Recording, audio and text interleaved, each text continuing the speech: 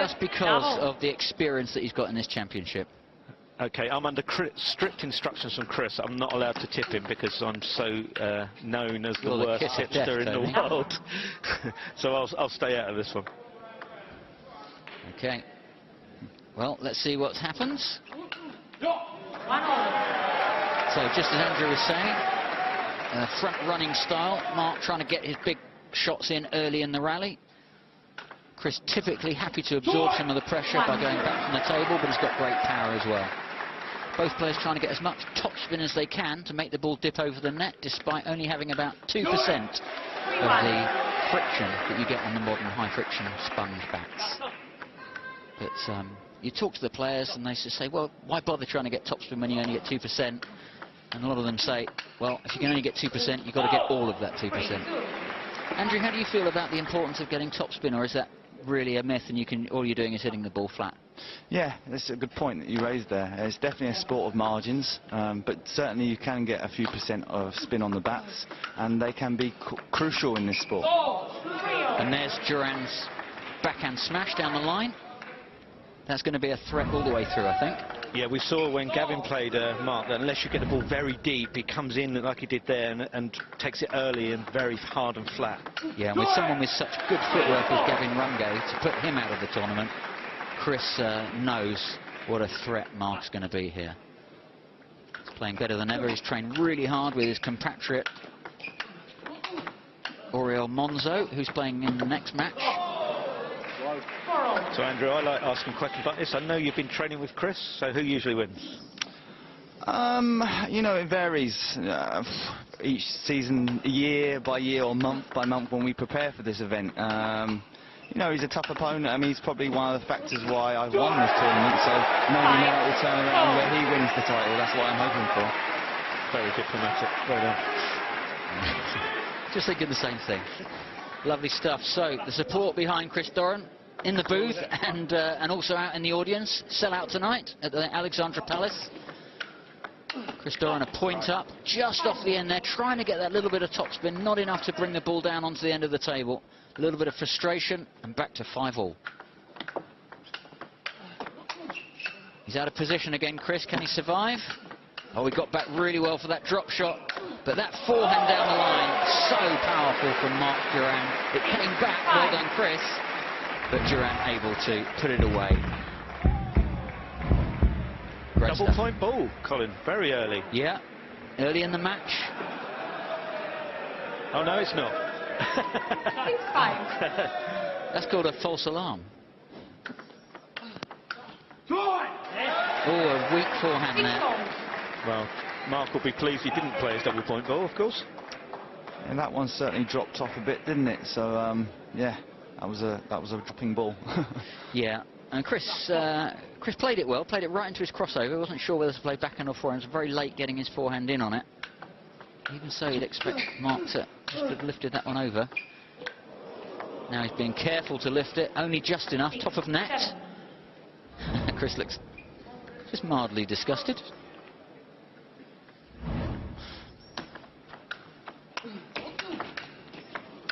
I have a feeling that the first set's going to be absolutely crucial here, especially for Mark, because as being a front runner, I think he'll kind of really need this first set. I think if Chris kind of get hang on the first set, I think it'll be curtains for Mark. But you never know in this form of the sport, but that's what I feel.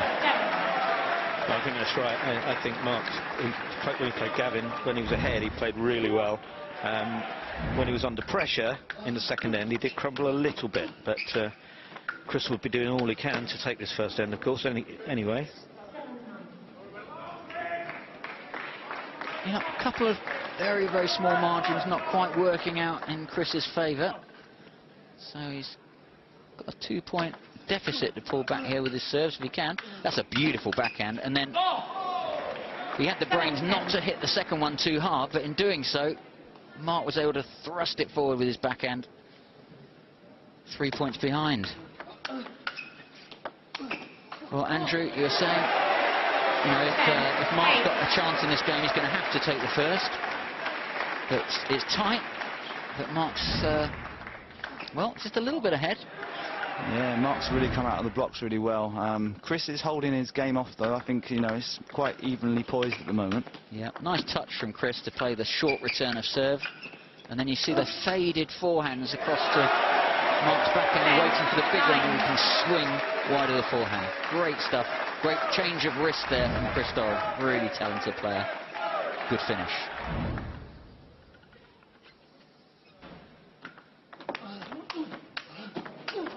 And that's the killer ball, really, from Mark Duran. Yeah, it's that big backhand down the line of his, wasn't it? See Chris change hands there with the bat to try to get to that. Yeah, down the line, shot. cross court, Chris changed hands. Oh. Fantastic.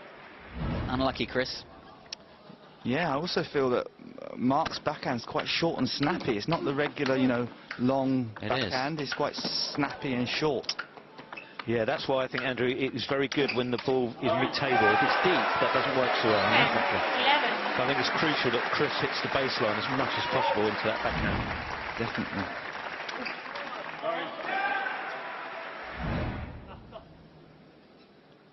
Well, it's gradually narrowed the deficit. Just going to take that one again. And let called. See Steve Smith in the corner, looking very carefully. He's Chris's coach, has been throughout the championships. Chris has been very complimentary on social media about the effect that Steve Smith's influence in the corner has been on him. Yeah, interesting. I was chatting to Steve. He was saying that there is a feeling that Mark could struggle against defence, that Chris could start chopping if he's in trouble. His main starting point would be to attack, as he has done. Okay, so Chris might have a backup plan to go away from the table and chop, as he did there. And then when he came back to the table, missed a hit on that occasion. So we'll see if Chris decides that he needs to go away from the table and defend with some chopping. But like you say, he'll need it. He'll use it if he needs it. Lovely backhand down the line there from Chris. Lovely switch. Wait till the last minute to get Duran off balance. Interesting how he kept it really low there. Very low and wide.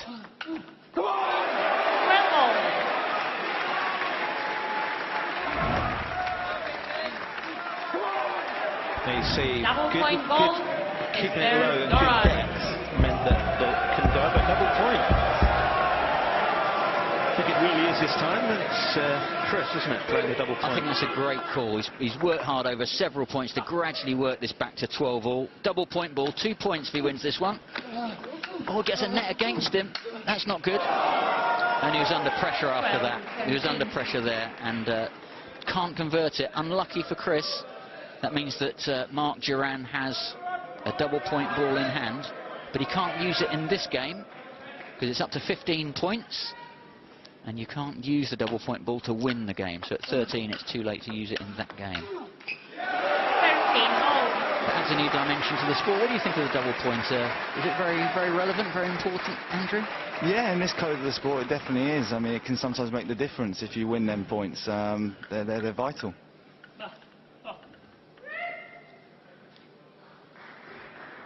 Okay, so as tight as it could be. 13 all, first to 15. Short serve, short return, good touch from both players. The backhand down the line again. He's just coming on to Chris just a little bit too quickly. Excellent power play from Mark on the backhand. Extremely flat as well. Mark's ball is extremely... Well done, Chris. 14 all, sudden death, 15-14, we'll take it. Game point.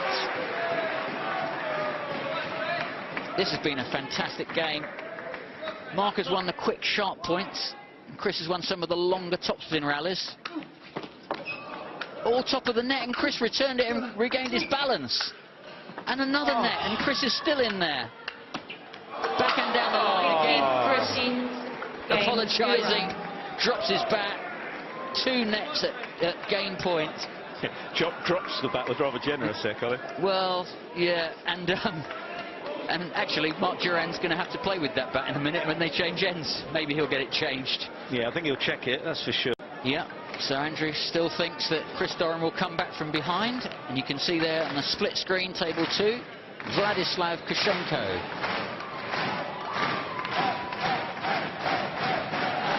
tool to Kushenko.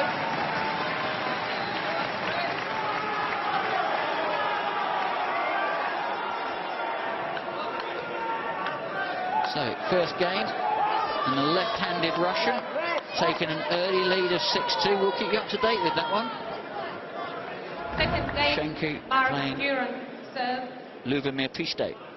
Well, essential here, back on this table, Colin, that Chris gets off to a really good start here. If he gets a few points and a game down, he's in big trouble.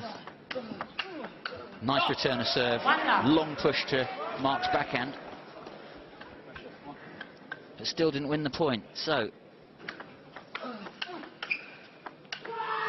Mark playing so consistently with that backhand attack. And this is Chris's backup game, going away from the table and backspin and able to mix it up. I can't believe what Mark Duran's getting on. Yeah, he's firing. This is trademark for Mark. You know, he's a front runner. You know, he charges at you like a bull. So this is what we expect from him.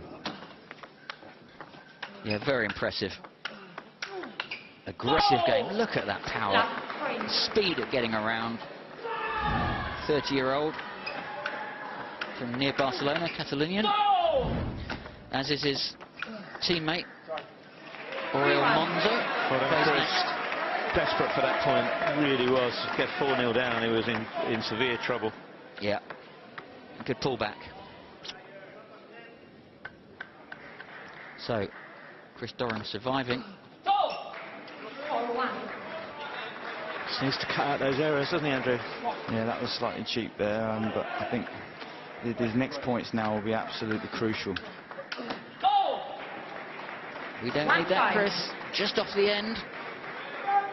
Mark Duran's not missing anything. Playing fast when he has to. He's playing tight when he can't play fast.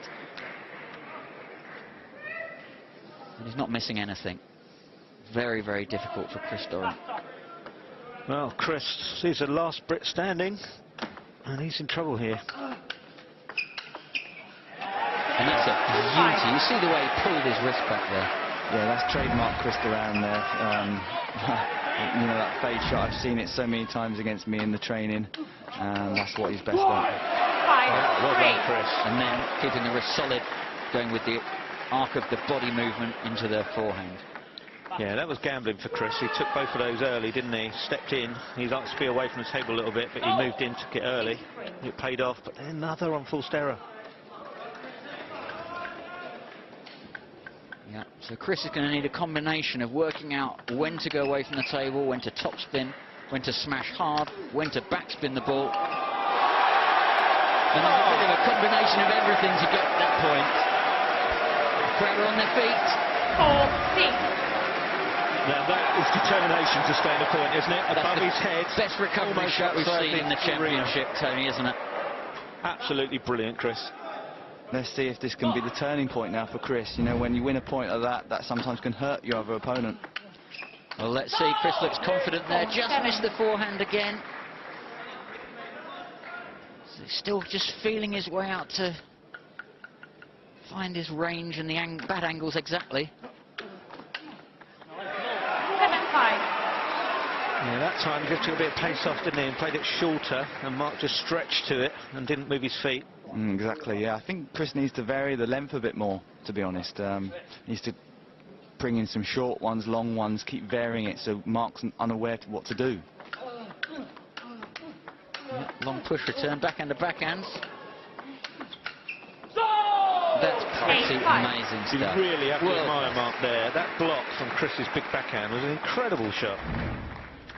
Terrific reflexes. So Chris's plan B is going back and defending. Is looking a little bit rough as well. He's hanging in there. He's only 2 points behind.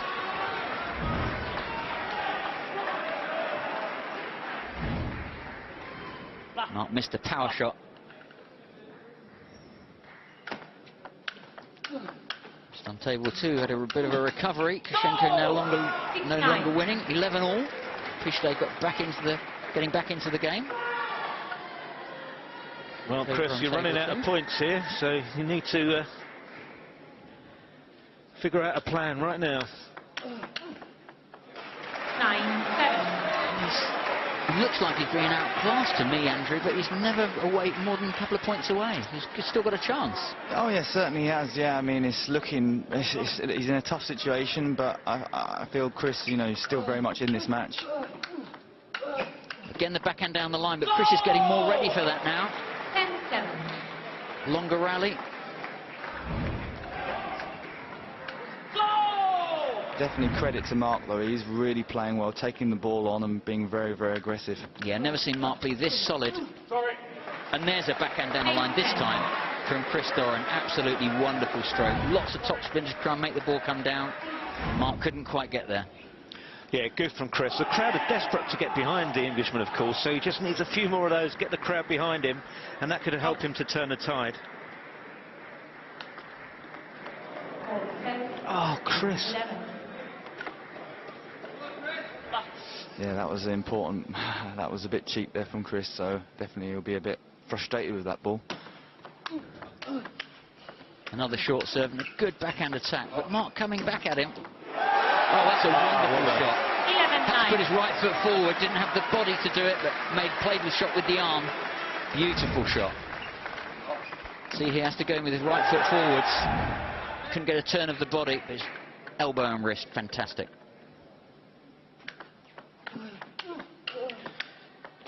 Yeah, Darius just called out to us there, Colin, that he can't believe Mark hasn't played his double point at that point. 12-9.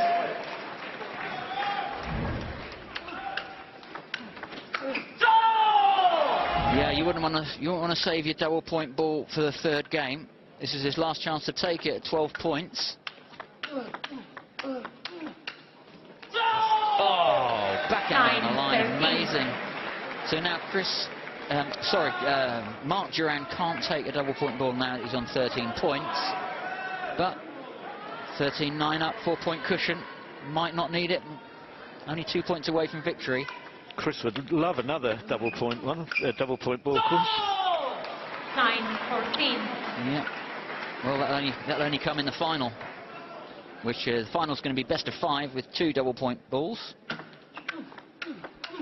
Match point away. What a great shot from Mark. Unbelievable power hitting.